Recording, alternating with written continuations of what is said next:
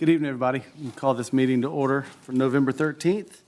It is 6 o'clock. We've invited my friend Brian Widmer to come give the invocation, please. Brian is the associate pastor at Grace Church at the Mill. They have some pretty exciting expansion plans that we'll all be learning about over the upcoming months. But Brian is a longtime member of the Monroe community.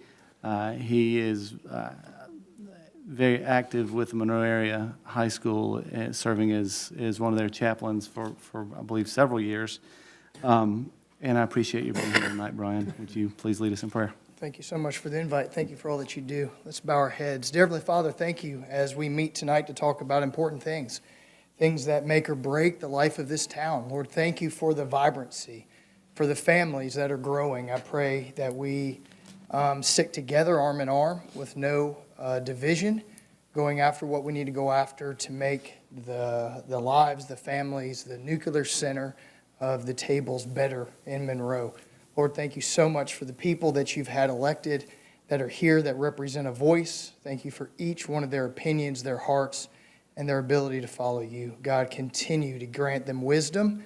And Lord, give us all a voice and action to do something to make Monroe a better place to live. In Jesus' name I pray, amen. Amen. Thank you, Brian. That was very well said. Let the record reflect, please, that all members of the council are pregnant and present. How's that? By the way, my children are 17 and 19. No pregnancies running through my family at all. I do need a motion for the approval of the agenda, please. So moved. Ms. Malcolm, motion. Do I have a second? Second. Second by Maisha Crawford. Any discussion? Hearing none, all in favor, signify by saying aye. Aye. Opposed, like sign. Motion carries. Moving to the approval of the consent agenda. These are the items that we discussed during our work session. I need a motion for the approval of the consent agenda, please. Move to approve. I think I had a whole bunch of motions, but I'll take a motion from Mr. Dickinson and a second from Mr. Little. Any discussion? Hearing none, all opposed, or all in favor, please signify by saying aye. Aye. All opposed, like sign. Motion carries. Angela Yarman has come in tonight to discuss, to tell us a little bit about communities and schools. Her organization has been in Monroe for several years. She grew up here. She's been a longtime friend of the community, and I'd like to invite Angela up front, please. Thank you, Mayor Howard, members of council. Thank you so much for having me here this evening. I'm here to just give you an overview and give you some information just for your general knowledge about the organization that I work for, Communities and Schools of Walton County. And I do appreciate this opportunity this evening. Our organization is a local nonprofit. We've been operating here for about 20 years. We were actually founded in Walton County by Rita Dickinson, David's wife, among some other board members, and we've been operating here for about 20 years. In the last 10 years, we've really grown a lot, expanding into a number of schools and making a big impact on the graduation rate for Walton County. So I want to just tell you a little bit about our operation. We are a dropout prevention organization, but we serve schools from pre-K to 12th grade. So people say, well, you know, how do you prevent dropouts in the 3rd grade? The research shows that students who are off track, either with their reading or math, and who are chronically absent and who have chronic disciplinary trouble in elementary school, are highly likely to end up dropping out of school. So we want to try to get in there and work with students very early to make sure that they understand the opportunities that they have to get an education and where that can lead them in their lives. And so we place site coordinators into schools. Our staff members are embedded in the school. They report for work every day inside the school building. We're currently in 12 schools in the Walton County School District and Social Circle. We have all of the middle and high schools and the elementary school and Social Circle, and this year, all of the elementary schools in the Monroe cluster. That's a new program for us. We're really excited about it.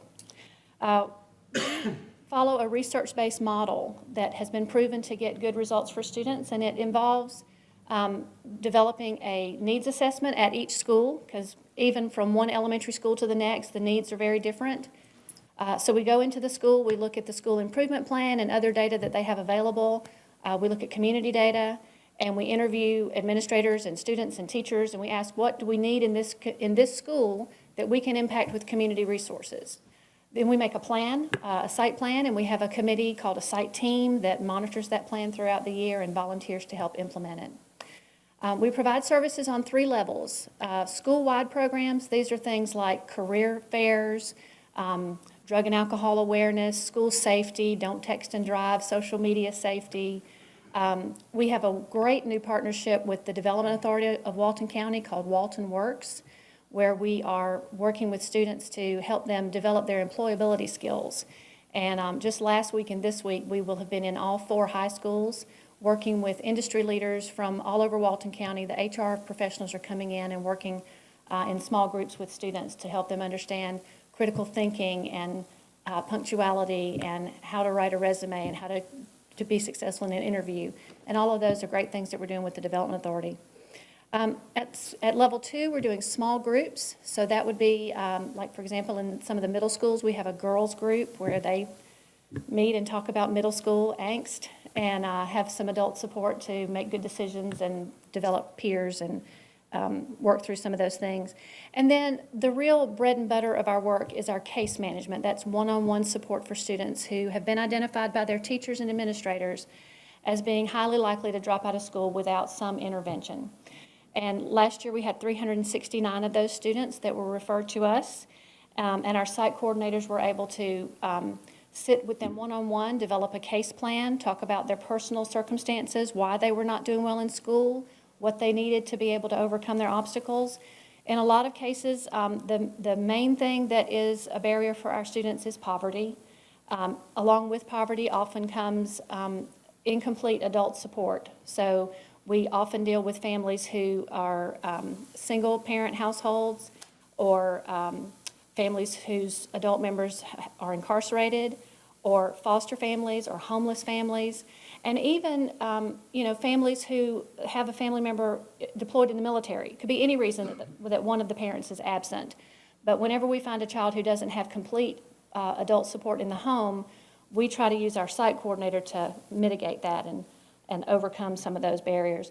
We provide basic needs for our students through our partnerships across the community. Our biggest basic needs partner, of course, is Fish. We could not do our operation without Fish.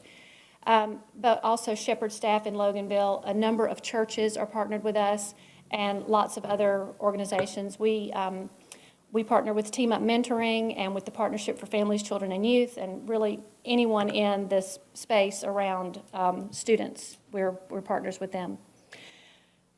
We work one-on-one with those students to make sure that they are on track for graduation, both academically. So we're looking at their grades, we're looking at their credits, we're looking at even down to the minute level of, did you turn in your homework today? Did you pass your test today? And then we also look at attendance and behavior and other factors to make sure that kids are getting their credits and graduating. Now, we don't provide any instruction. We're not educators in the purest sense of the term. Teachers and staff in the schools are certainly our partners and do the lion's share of the heavy lifting. But our job is to make sure that students are aware of resources that are in the school and that they are referred to those resources and that they take advantage of those resources. So a little bit of accountability there. Did you go to tutoring? Did you go to credit recovery? Did you make progress today? We've had great results. Our 369 students from last year, 92% of them were stayed on track, which means they either were promoted if they were in the lower grades, or they graduated, or they transferred. Some of our students are now transferring to Foothills, which is another great partner for us.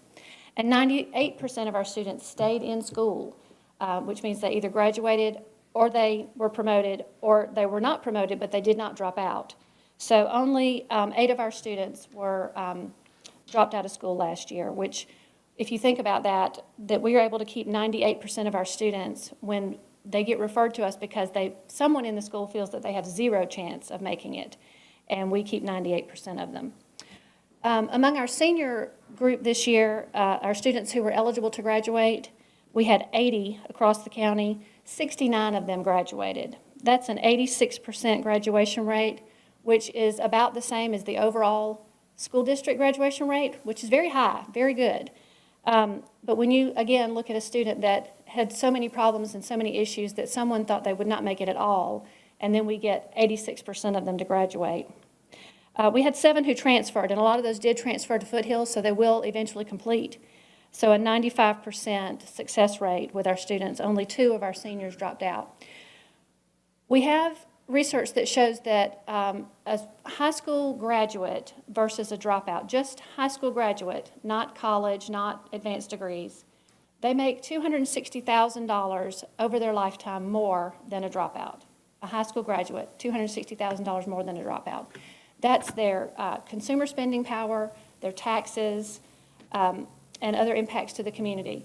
In addition, the community spends $292,000 on every dropout in their public assistance, health care, and incarceration.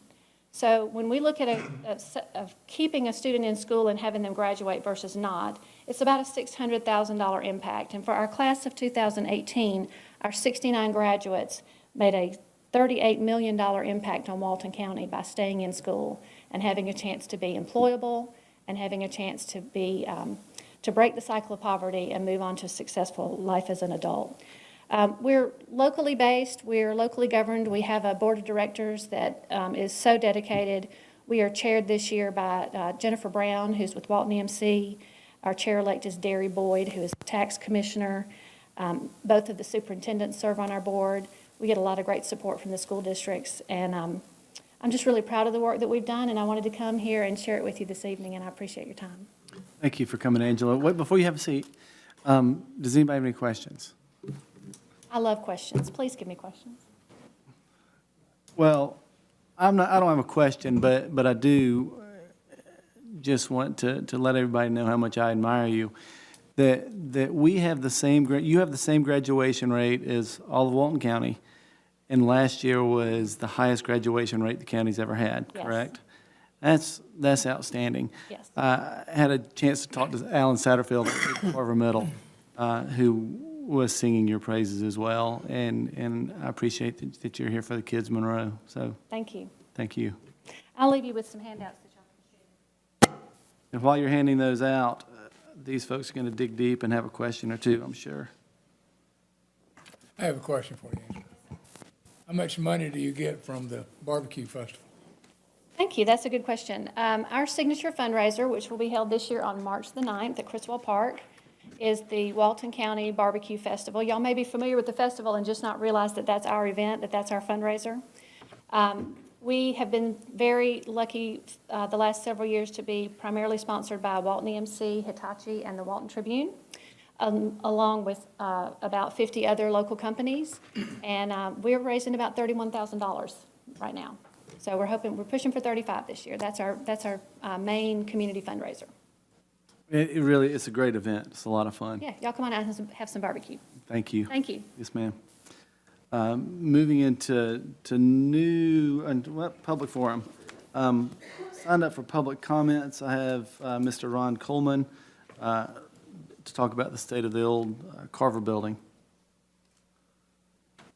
Good evening, everyone. I'd like to thank you all for having me here today, allowing me to come and speak to you all. I am here as a concerned citizen of Walton County. I stay in Monroe, but I do not stay in the city limits.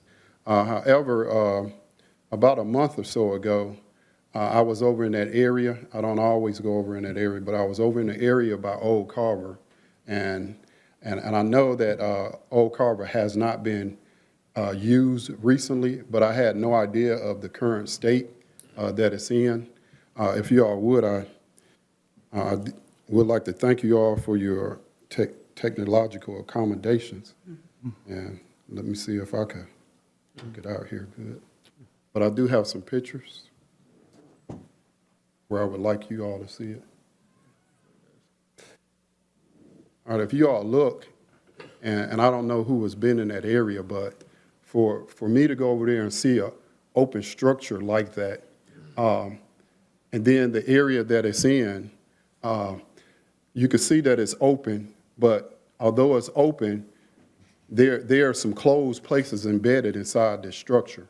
So you can imagine that a child could go in there and play around. Someone could grab a child and take a child inside this structure. Someone that has ill will towards someone, even looking for a place to maybe do drugs or do something that is illegal. This is a nice little place for them to go because it is closed in.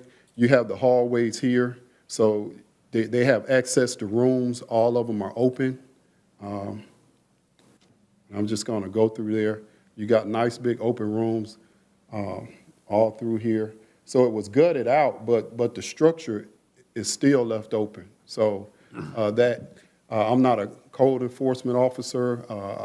I'm not skilled in structures, but it looks like that could be a hazard for kids that goes in there and play around or that want to. You got trash through there. And I don't even know how long this structure has been there in this state, but I do know that it's been over a month since I took these pictures here.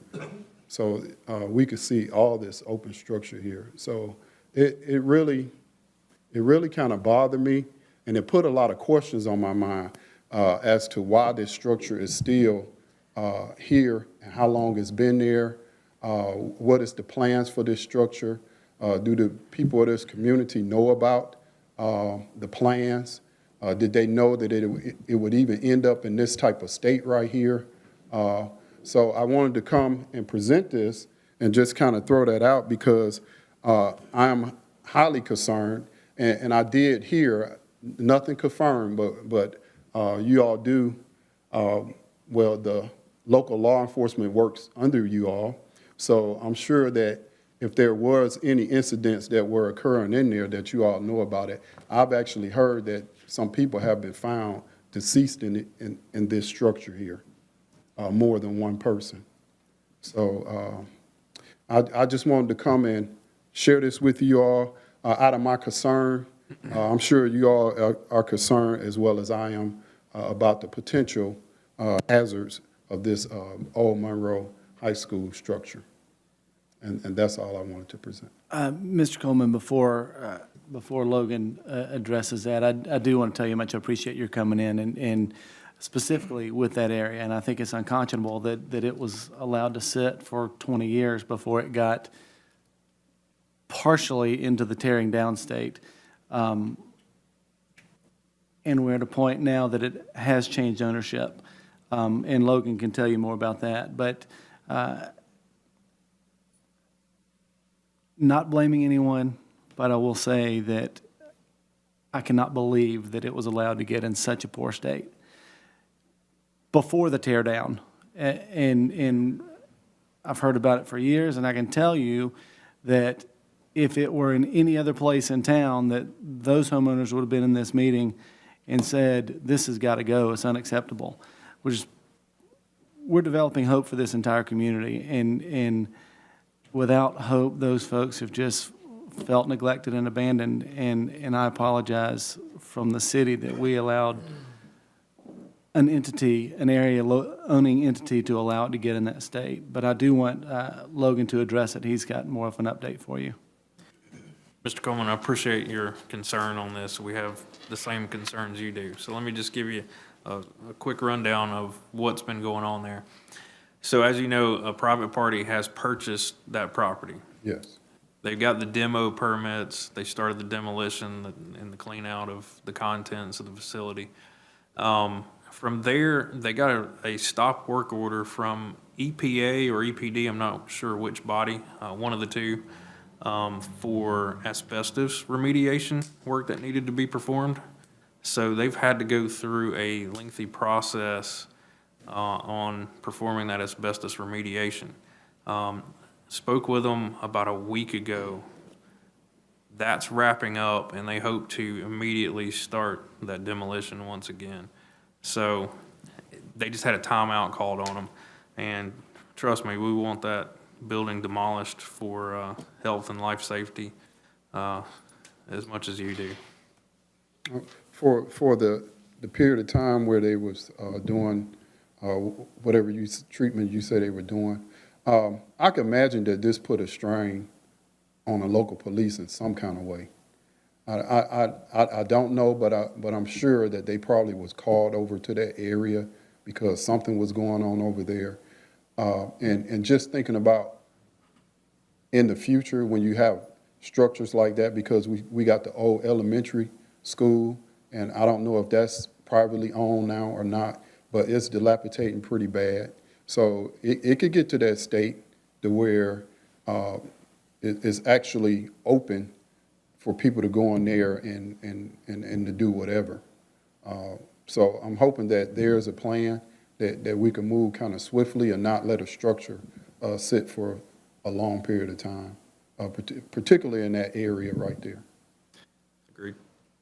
Completely agree. And when years ago they did the education splost and abandoned several of those buildings, it was not a pretty picture. The good news is the elementary school has also been purchased, and there's some pretty big plans there. So you'll see some rapid movement on both of those buildings.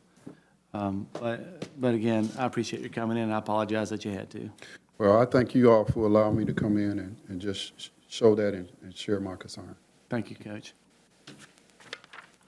Moving forward to new business, application for the beer and wine package sales at Alcovy Grocery. Mr. Rosenthal, is the application in order? Mr. Mayor, that application is in order. The code office, City of Monroe, has been contacted by the current owner of the property, raising some concerns and objections to the application. However, the application from the city's perspective currently is in order and ready for the council's consideration. Okay, thank you. Should the council wish to hear from the current property owner, I believe they are here this evening. I do plan on listening. I would like the business owner to come forward first, please. All right, Mr. Mayor, I need to recuse myself from any participation in this matter. I'm counsel for the owner. Yes, sir. Thank you, Mr. Dickinson. Do I have the business owner here?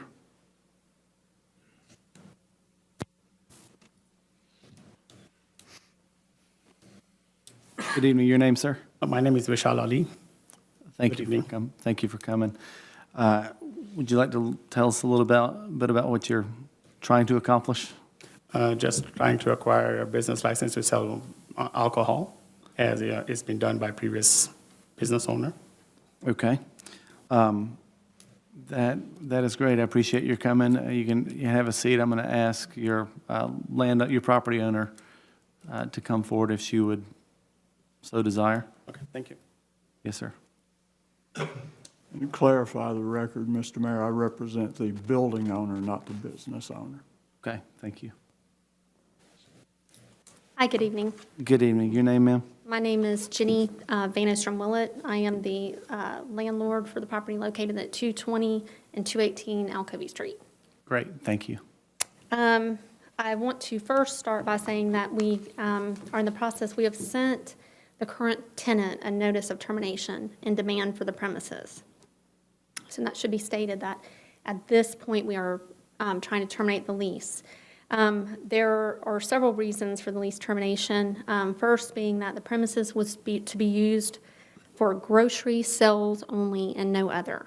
As you will see in the lease agreement that was submitted to the city, is prevalent, it's on page 1, by Merriam-Webster's definition of grocery. Those are food and supplies by a grocer, usually singular in British usage. Grocery is a noun, and the definition of grocery is a grocer store business, items of food sold in the grocery store. Alcohol does not fall in line with grocery. Secondly, Mr., and I apologize because I'm going to butcher his name, Vishal Ali, I think stated in his application that he took possession of the property in October, which is not true. The lease that I have is dated November 14th, 2017, is between him and Arnold Property Management. So Mr. Bashal Ali has been selling alcohol under someone else's name for at least a period of 1 year, which is a concern. To make that concern even bigger, my insurance company has sent me a letter of cancellation. Mr. Vishal Ali did not even try to obtain insurance until yesterday. So he has been selling alcohol in a store with no insurance. So if something were to happen, let's say he sold alcohol to someone that was underage or was under the influence of alcohol and intoxicated, and something would have happened to him, at that point, several parties would have been liable. Myself, from the time that I bought it in July, and Harry Arnold prior to that. And more importantly, probably the city. I don't know what liability the city holds, but I would think that there is some, being that the application was in someone else's name and the lease agreement was in his. Further, as my insurance company sent me a cancellation of insurance because they are selling alcohol out of a building in my insurance policy, and I brought the policy, and I'm happy to pass it around so that you can see it. We have an amendment of liquor liability exclusion. Under the term liquor, that is alcohol. Any beverage, which could be beer or wine, that is furnished to a person under the legal drinking age or under the influence, a statute, ordinance, or regulation relating to the sale, gift, distribution, or use of alcoholic beverages, any bodily injury or property damage for which any insured may be held liable by reason of contributing to the intoxication of any person, including causing or contributing to the intoxication of any person because alcohol beverages were permitted to be bought on your premises. Those are my premises that I own, that I have a lease agreement that says that only groceries will be sold there. So in summary, Mr. Ali has a lease that was dated November 14th, 2017. In his application, it says his lease started in October. So that's not true. The insurance is being canceled because they are selling alcohol out of that store. In order to carry an insurance rider, it's going to cost me at least $4,000 more, in addition to whatever else it may be, because it's based on the sales of alcohol. Those are a separate item and have to be reported to the state separately. Alcohol sales or tax and sales are reported separate from grocery sales. So after my insurance gets canceled, then I will be totally liable, as will the city, because if something happens, they're going to go after whoever's pockets they can get to. Last, I think this speaks to a lack of regard for public law. Mr. Vashel Ali and I spoke when I bought the building. We spoke again in October about lack of insurance, which he never acquired.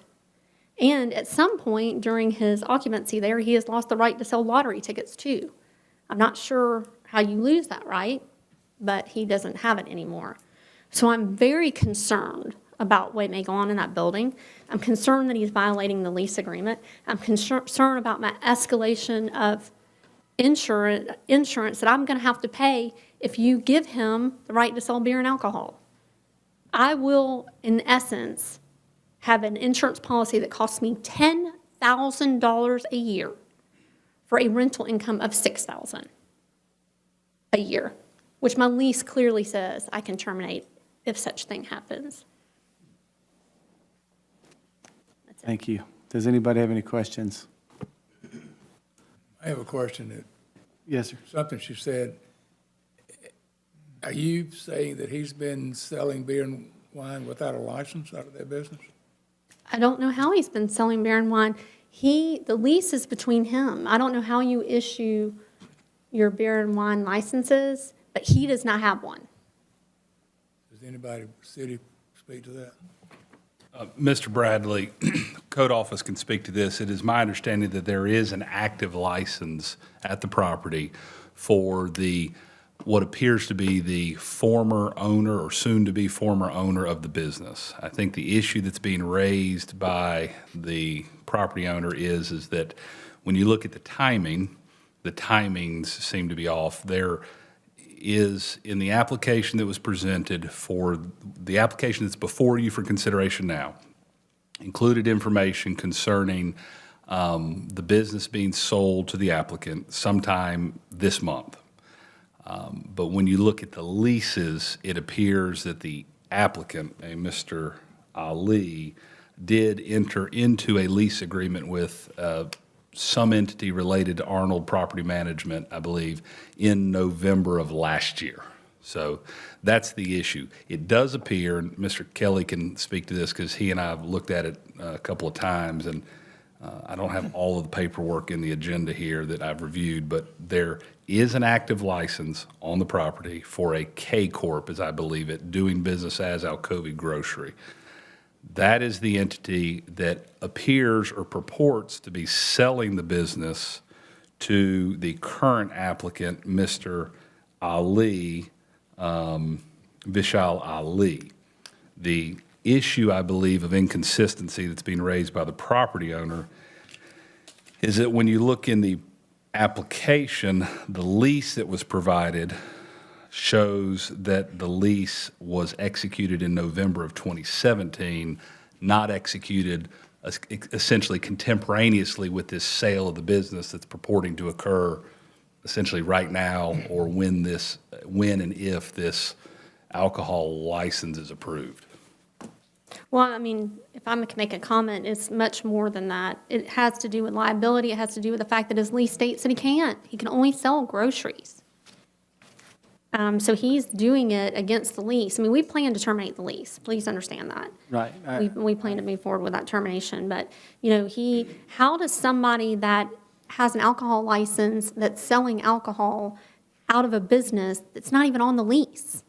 I don't know how that happens. So if I got an alcohol license and I went and tried to sell out of my car, out of the trunk of my car, is that okay? If I'm on the premises? I'm going to refer to Mr. Kelly or ask a question to Mr. Kelly for 1 second. Did you have anything else to add?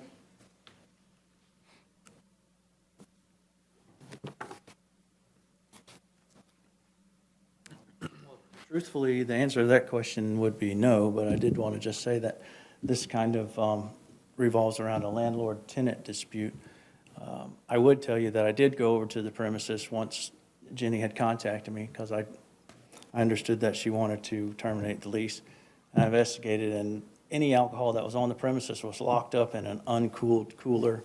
Well, not locked up, barricaded in an uncooled cooler, segregated from the remainder of the merchandise in the store. And they stated that they weren't selling alcohol at the time. And it was completely sequestered from the main portion of the building. So that's really all I can attest to as far as that goes, or if you have any other questions. I think we're good. Thank you for your input. Thank you, Ms. Van Noostrom. Willett. Could I have a motion, please? Mayor, if I may interject, it would be appropriate, given that there was opposition raised, that the applicant be given an opportunity to respond. Yes, sir. Should there be anything that they wish to comment on or provide. They are the applicant. They bear the burden. This consideration is for you and you alone. But given that there was opposition and issues raised, it would be appropriate within the context of general procedural due process, they be given an opportunity to respond to the issues raised by the property owner. Thank you, Mr. Rosenthal. Gentlemen?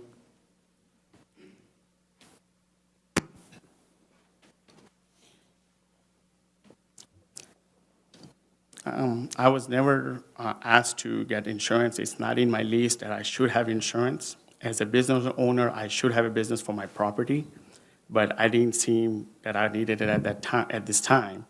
But I was never asked for it. And I was never approached to say that I could not sell beer till recently. When I did talk to the landlord priorly, they said they will not allow me to sell beer. They will not renew my lease when I do have the options, basically trying to take away for me to sell the beer and function as a business. And the word grocery has a broad term. I have searched over the internet. Any grocery store sells beer and alcohol, wine, but liquor is totally a separate issue to sell. And I was never approached to provide insurance, even though when I was recently asked, I purchased this right away as soon as I can. In fact, I was approached in the evening at Friday, and by this Monday morning, I had provided them the insurance. Even though I don't have to provide them any insurance, I should not, it's not in the lease that I have to have insurance, that I should be for any property other than my personal property as an inventory. And that's all. I mean, landlord has been telling me they will not let me sell that. Previous owner has been selling it, that location has been selling it. We have never had issues on that property of selling alcohol, any kind of violations. So I don't see why I should not be continued to sell alcohol.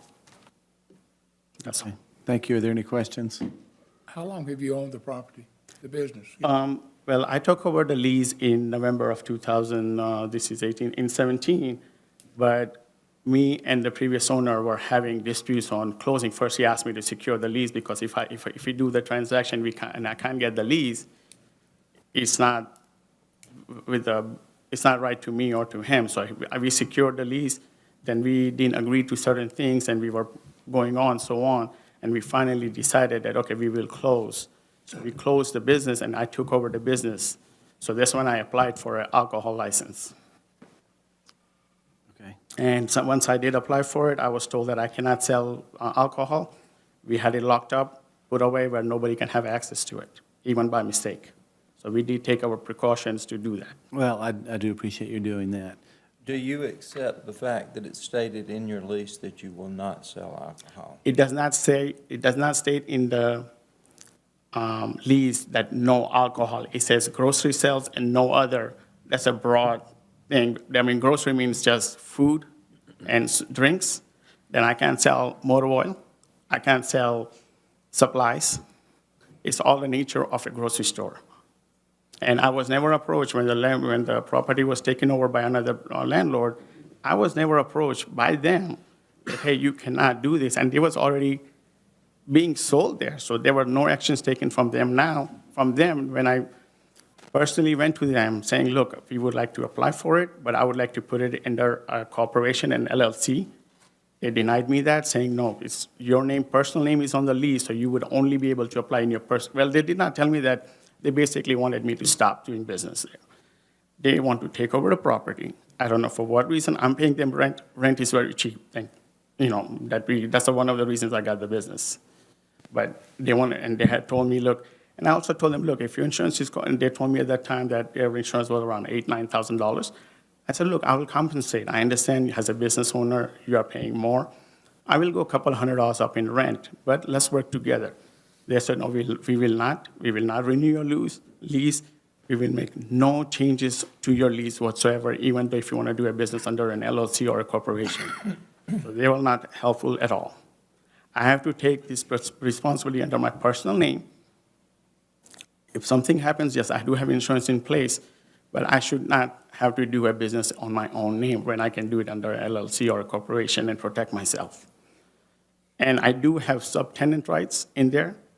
I'm still I'm looking into hiring an attorney to look into this matter because I have received a notice of termination from them that there's a 30 or a 60-day period that I do not understand. So I'm getting some legal advice and help me with this matter. But their main objective from the day I approached them, please make an addition of a corporation name so I can apply for business under corporation. They simply denied it. They are not being helpful whatsoever.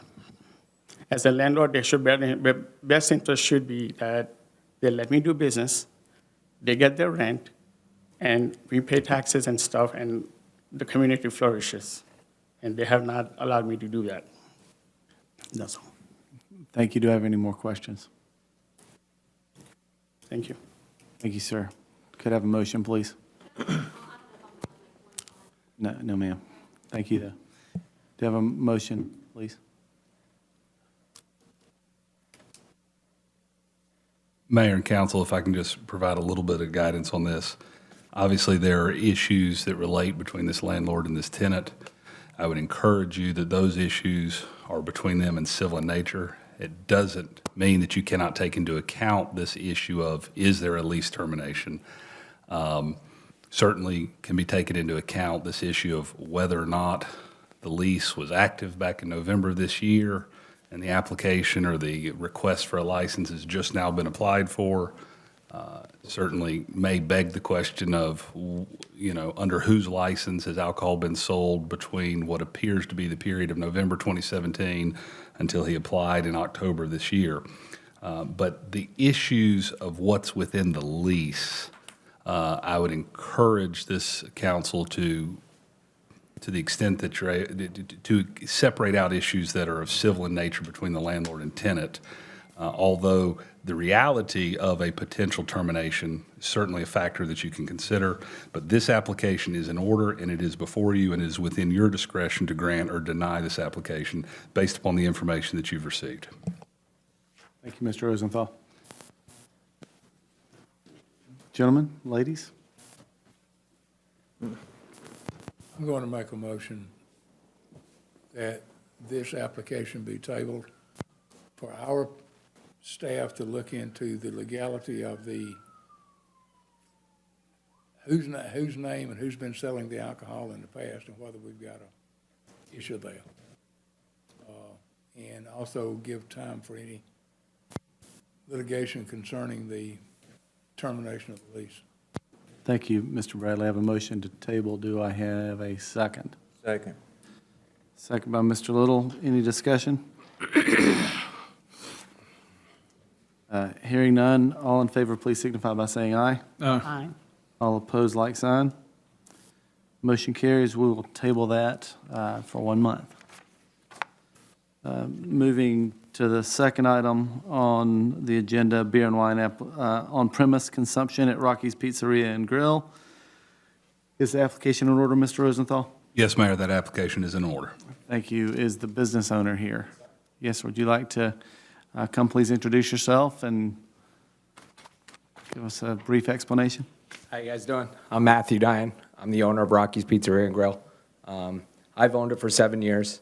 My uncle actually owned it before me, a couple years before. For the 7 years I owned it, I have not sold beer and wine. Now, with certain changes in city ordinances, I'm able to. I would love to be able to serve beer and wine. People love beer and wine with pizza. I don't want to go too crazy with it. I just want just a couple, domestic beers, maybe a couple crafts and bottles, just to sell to my customers so they can enjoy it with their food. I think it'll be a good fit. I'm pretty well known in the community. I love owning my business, and I just want to grow and be able to build it bigger than what it is today. Great, thank you. Are there any other questions or comments? Is there anyone here to speak against the application? Hearing none, I'll accept a motion. I'll offer a motion to approve. Yes, ma'am, I have a motion to approve by Ms. Malcolm. Do I have a second? Second. Second by Mr. Ross Bradley. Any discussion? Hearing none, all in favor signify by saying aye. Aye. All opposed, like sign. Motion carries.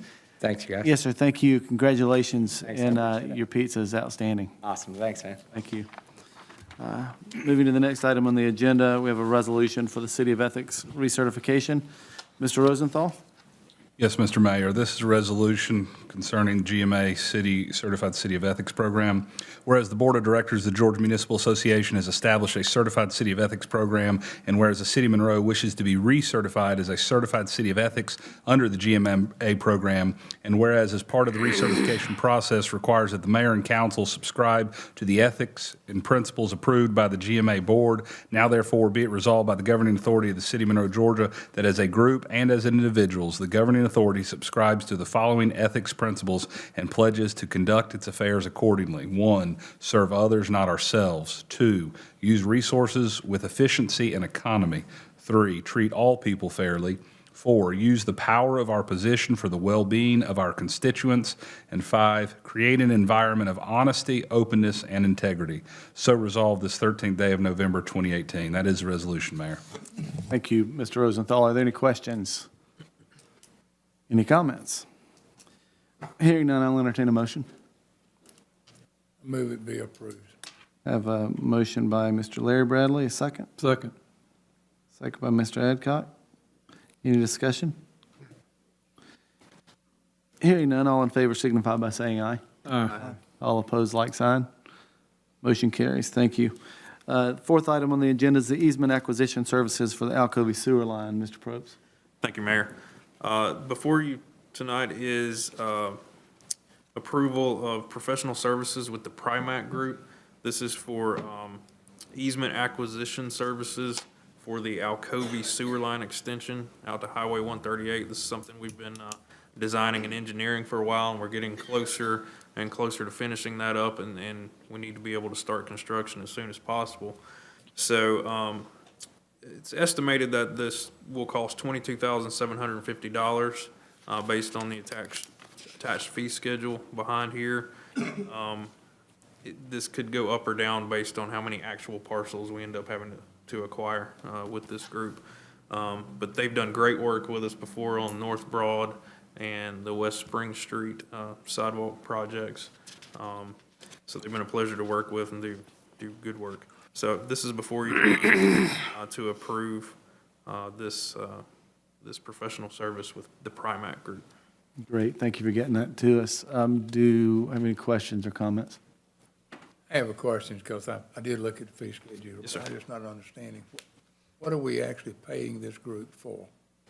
So Is it for their services to negotiate with the property owners? Yeah. It has nothing to do with paying the property owners. correct. This is just them negotiating with property owners, working with our legal counsel on the back end to make sure everything's recorded properly, and then just helping me and staff execute these easement acquisitions, along with our engineering firm. They'll be working hand in hand with our engineers. Any other questions? And in the event it exceeds the 22,750, you would come back to us and we would need to make the motion. Well, what I How would, do you if, what I would ask is that you just approve based on these 10 parcels. If it goes beyond that, I will come back to you. Okay. Any comments? Do you have a motion? Mr. Mayor, I move to approve the agreement. I have a motion on the floor for approval by Mr. Dickinson. Do I have a second? Second. Second by Mr. Ross Bradley. Any discussion? Hearing none, all in favor signify by saying aye. Aye. All opposed, like sign. Motion carries. Number 5, easement acquisition services for Loganville water line. Mr. Probst. Yeah, this is the same thing, just different project, same group, the Primac Group. This is estimated at $49,750 for the same type of services. We're estimating it's going to be on 25 parcels that we have to touch. Now, that number could go up or down 5 to 7 parcels, but we think it'll be about 25. And the total fee estimate is $49,750. And again, same conditions would apply, that I would come back to you if there's a change order on this. These costs will all be accumulated and be in the shared project cost. Correct. Any other questions? Hearing none, I'll accept a motion. Mr. Mayor, I move to approve this one as well. I have a motion for approval by Mr. Dickinson. Do I hear a second? Second. Second by Mr. Little. Any discussion? Hearing none, all in favor signify by saying aye, please. Aye. All opposed, like sign. Motion carries. Now I need a motion, please, to adjourn to executive session. So moved. I have a motion by Mr. Bradley, Second. second by Mr. Adcock. Any discussion? All in favor signify by saying aye. Aye. All opposed, like sign. Motion carries.